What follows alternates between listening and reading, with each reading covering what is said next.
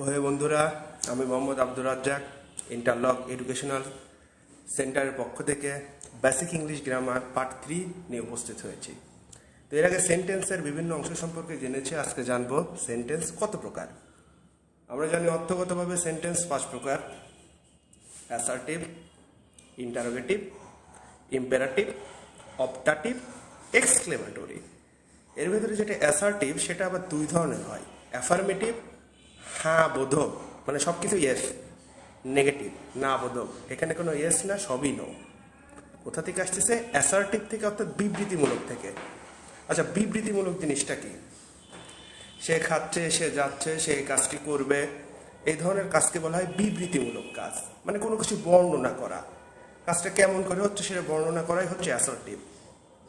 Interrogative, কাউকে প্রশ্ন করা হচ্ছে, হোয়াট ডাজ শি লিভ, তুমি কোথায় যাচ্ছ।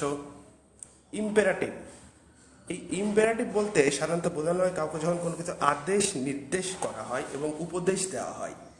তাহলে অ্যাসার্টিভ সাধারণ বর্ণনা, ইন্টারোগেটিভ প্রশ্ন, ইম্পেরাটিভ আদেশ, উপদেশ, অনুরোধ। তাহলে অপটাটিভটা কি? কারো মঙ্গল চাওয়া, তার মঙ্গল হোক আর না হোক, এই মঙ্গল চাওয়াটা কি? Optative sentence. এক্সক্লেমেটরি, আশ্চর্য হওয়া, দুঃখ পাওয়া, এই জিনিসগুলোকে বলে এক্সক্লেমেটরি। তাহলে assertive, interrogative, imperative, optative and exclamatory. আচ্ছা, একটু উদাহরণে যাই। শি গোজ টু স্কুল, সে স্কুলে যায়, নারী। এখানে বর্ণনা করা হয়েছে, তার মানে এটাকে অ্যাসার্টিভ। কয় রকম ছিল? 2 রকম। একটাকে অ্যাফার্মেটিভ, হ্যাঁ বোধক, একটাকে নেগেটিভ, না বোধক। যেরকম এই শি গোজ টু স্কুলকে যদি প্রশ্ন করা হয়, does she go to school, সে কি স্কুলে যায়? She goes to school. এখানে হিডেন ভাবে হ্যাঁ বোঝাচ্ছে, ইয়েস থাক আর না থাক, তার মানে এটা অ্যাসার্টিভের অন্তর্গত অ্যাফার্মেটিভ। যদি অ্যান্সার হয় she does not go to school, সে স্কুলে যায় না, তার মানে না বোধক, তার মানে এটা নেগেটিভ। তার মানে অ্যাসার্টিভের 2টো অংশ পেলাম, অ্যাফার্মেটিভ, নেগেটিভ। কিভাবে? অ্যাসার্টিভকে জাস্ট প্রশ্ন করে।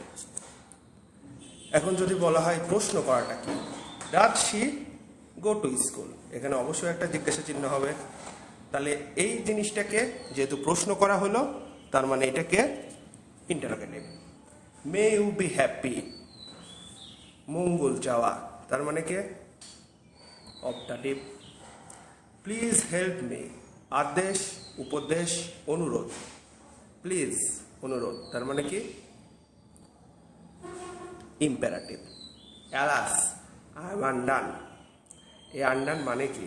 সর্বনাশ, তার মানে হায় আমার সর্বনাশ হয়েছে, আশ্চর্য সূচক, তার মানে কি?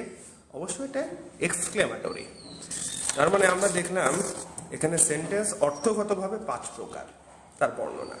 আশা করি কারো আর সমস্যা হবে না। এবার গঠনগতভাবে সেন্টেন্স 3 রকম: simple, complex and compound. Simple হচ্ছে সাধারণ বর্ণনা, কমপ্লেক্স যদি তার সাথে আইদার, নাইদার,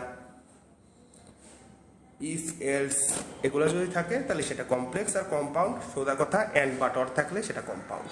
তো আমরা উদাহরণে চলে যাই। উদাহরণে দেখা যাচ্ছে রহিম গোজ টু স্কুল। এটা যদি সিম্পল সেন্টেন্সে বলা হয় তাহলে এটা কি? সিম্পল। আবার এটাকে অ্যাফার্মেটিভও বলা যায়, অ্যাসার্টিভও বলা যায়। তার মানে এটা গঠনগতভাবে যদি ব্যাখ্যা দেয়, রহিম গোজ টু স্কুলটাকে সিম্পল সেন্টেন্স। যখন কমপ্লেক্স তখন কি? আইদার অর থাকবে, either Rahim or Karim will go to school, যেহেতু আইদার অর আছে সুতরাং এটাকে কমপ্লেক্স। আর কম্পাউন্ড মানে অবশ্যই অ্যান্ড, রহিম অ্যান্ড করিম গো অথবা গোজ টু স্কুল। এখানে একটা ইম্পর্টেন্ট কোশ্চেন, গো হবে না গোজ হবে, এটা তোমাদের কাছে আমার প্রশ্ন থাকলো। এটা আমরা শিখবো সাবজেক্ট ভার্ব এগ্রিমেন্টে। যে জিনিসটা শিখলে আসলে ফ্রি হ্যান্ড রাইটিং বলে কারো আর কোনোদিন কোনো সমস্যাই থাকবে না। আজ এ পর্যন্তই, ধন্যবাদ।